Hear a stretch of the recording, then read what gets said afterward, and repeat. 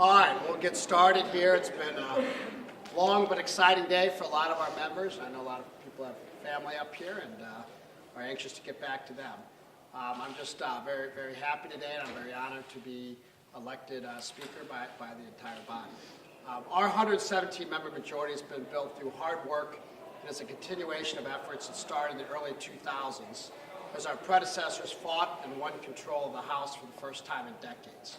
From the 90 seats we held in 2013 to the historic majority we have today, we've seen the people of Missouri place more of their faith in our party. It is our fiscally responsible philosophies that focus on growing our economy, providing economic opportunity to Missouri families, and putting control of education decisions at the local level. The actions we've taken as a Republican majority to rein in government spending, create fiscally responsible budgets, reduce the bureaucratic red tape for our small businesses, and protect the values that matter most to Missouri voters took us from 76 seats in 2001 to 89 seats in 2009, 106 in 2011, to 117 seats today.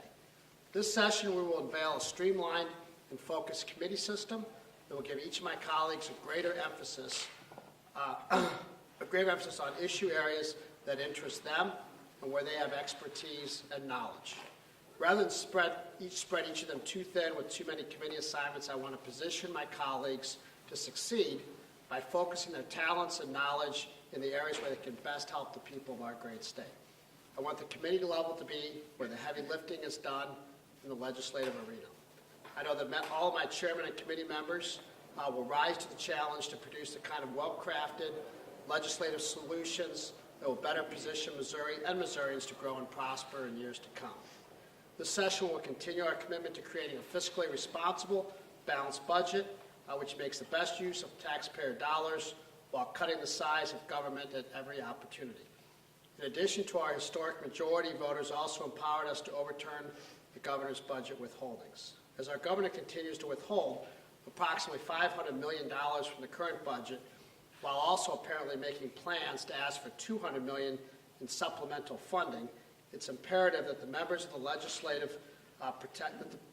legislature protect Missouri taxpayers by closely scrutinizing these actions and requests. That may lead to an early test of the power granted to us by Amendment 10. One of the key areas where we can find the ground necessary to build a solid foundation for future success is in the realm of economic development, and specifically focused on the things we can do as a legislature to support and encourage entrepreneurship and investment in our small businesses so they can grow and prosper. I'm a firm believer that government's role is not to produce economic development, but it is our duty to create the kind of level playing field that will allow employers and workers to succeed if they work hard enough. Right now, we're seeing some encouraging signs of life in our economy. Revenues appear to be ticking up. Unemployment is down. But as a state, we continue to fall short in many of the areas potential employers are looking for as they determine whether to relocate or expand businesses. Missouri can and should be a premier destination for job creators, but that won't happen until we can be competitive with our neighboring states, many of whom have fewer burdensome regulations, less growth-stifling bureaucratic red tape, and a tax environment that allows their citizens to keep more of their hard-earned dollars. So with that, I will take any questions. Mr. Speaker, protesters who arrived here in Jefferson City from around the state say they will measure you by whether or not you vote to save lives and promote dignity. Now, those may be their code words for changes in police actions and expansion of Medicaid. But how do you react to those? Well, gee, I don't know who doesn't want to save lives, and what was the other one? Promote dignity. Promote dignity. I mean, I think our fine law enforcement and personnel across the state save lives every day. So I think this caucus is a strong supporter of law enforcement, and if that's what they mean by supporting and saving lives, then I think we'll get along just fine. But what about Medicaid? That's what they really want. Well, I don't know what they mean. They haven't talked to me about it. Mr. Speaker, there's some 3 dozen bills that pertain from Ferguson. Where does that rank on the list of priorities? I don't think, yeah, as Senator Dempsey said, I mean, we're not going to have a Ferguson agenda here in the House. I mean, I think that the Senate has indicated the same thing. You know, I view the situation of Ferguson as really a reflection of decades of bad government policy, whether it be in the entitlement area, failed education systems, and lack of economic opportunity. So to the extent that there's an interest in fixing some of the fundamental building blocks that have led to the deterioration of society in certain areas of our state, I think we'll be open to that. But this is not something, I don't see us being eager just to throw money at a problem to say and to sit there and declare mission accomplished because we've given $1 million to this pet project or $500,000. So I think we want and will look at educational issues, economic opportunity issues, and as well as the role and function of government.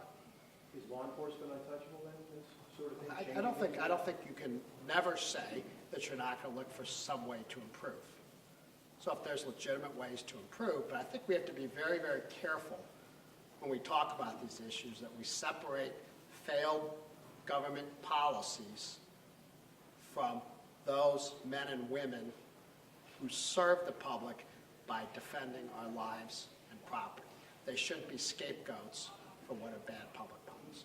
Mr. Speaker, your speech was probably got a lot of principles, not much on particulars. Why didn't you lay out an agenda of legislation that you wanted? Because you guys would just start attacking it right away. No, just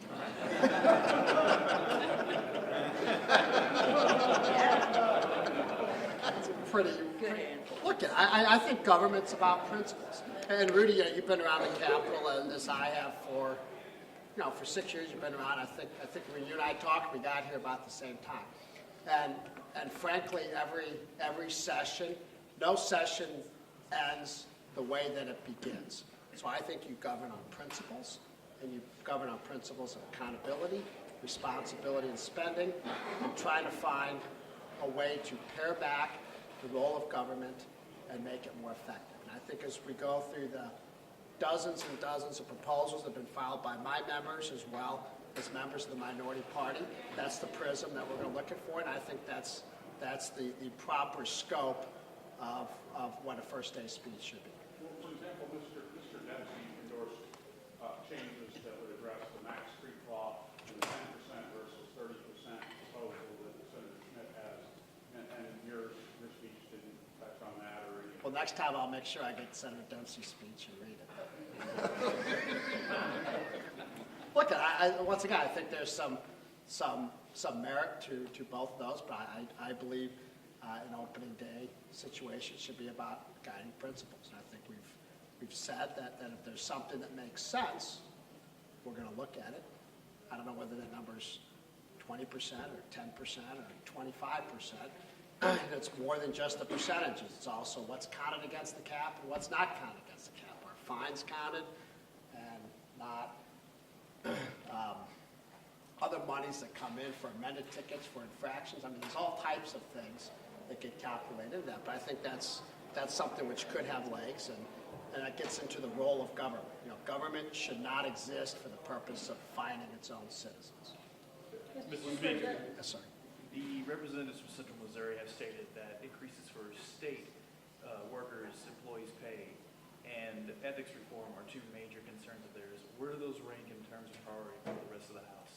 Well, once again, I think we want to keep a qualified workforce in the state, and we're going to work within the constrictions and within the responsible budgeting that we do. With regard to ethics reform, I know there's many proposals out there. We're going to refer those to committee. One thing I'm going to try to endeavor to do is to keep them as smaller, single subject bills, so we can try to look at them individually. So we're going to see fewer of the big, for lack of a better term, omnibus bills this year? Yeah, at least early in session, we're going to try to do that. Now, once things pass and you start packaging them together later in session, I think that's a different ballgame. But certainly earlier in session, our encouragement to our committee chairmen are going to be to give us smaller bills and move them a little bit faster. When it comes to your commitment to 10 powers, and we talked about this before, but are you at a point of identifying some areas where you may use those? For example, you've got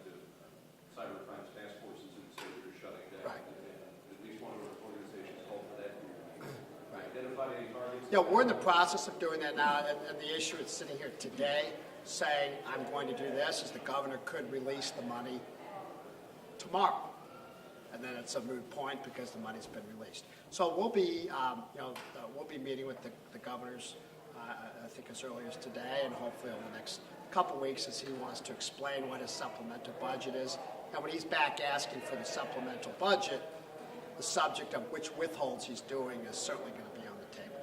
He issued a notice to the legislature today, he was not going to be released quarterly, as it was supposed to be under the Amendment 10 provision. Do you see that as a sign that his office agrees that you can use those powers now? I believe that we can, so I haven't had a chance. We've been busy today, so I haven't had a chance to even see what he's issued. Mr. Speaker, it's been characterized in one report as being a leading ally with the governor on trying to keep the Rams and working on some sort of a stadium deal. Is that true? Are you working on a deal? And I have had no conversations with the governor. What type of scheme do you think could fly that would?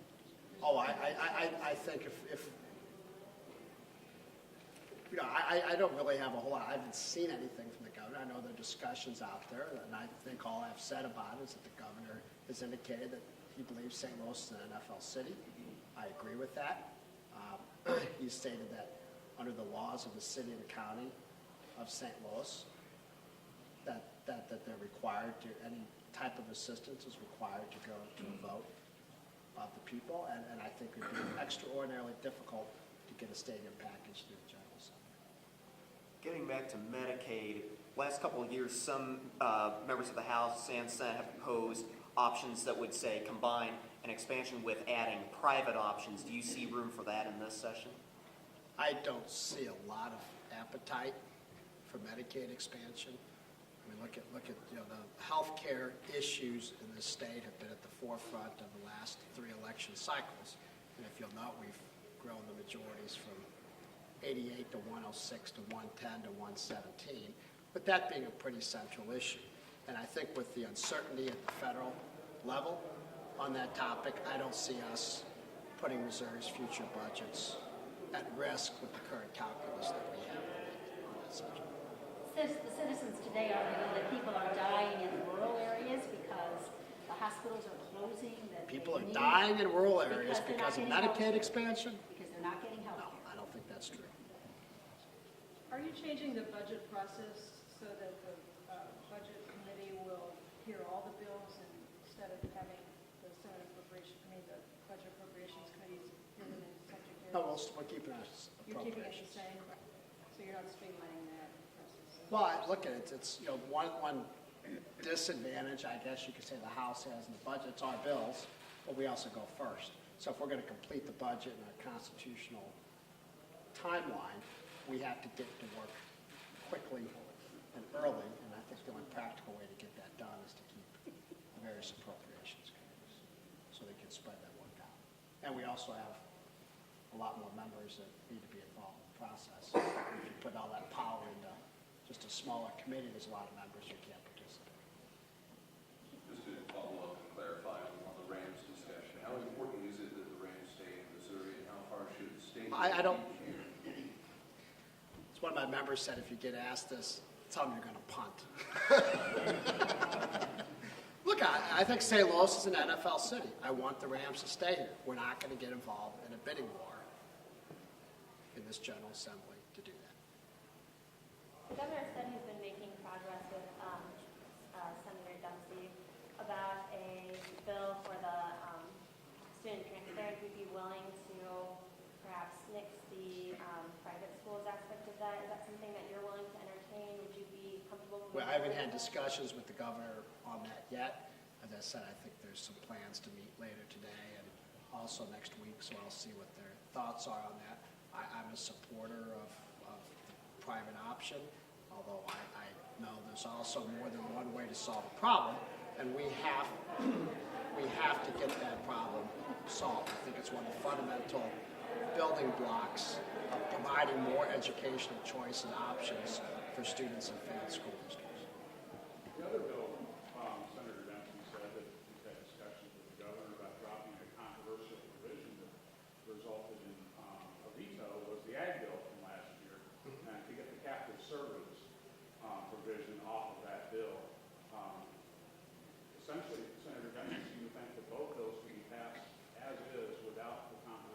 Well, as I said at the very beginning of this, our goal and aim in this body, as you know, there's a back and forth between the two chambers, and I think we'll get along pretty well between the two chambers. We're going to try to run smaller, single-subject bills earlier in session that would apply to this bill as well as the member bills. Got anything else? Well, thank you very much, and look forward to getting to know you all better over the next 2 years. Okay, thanks.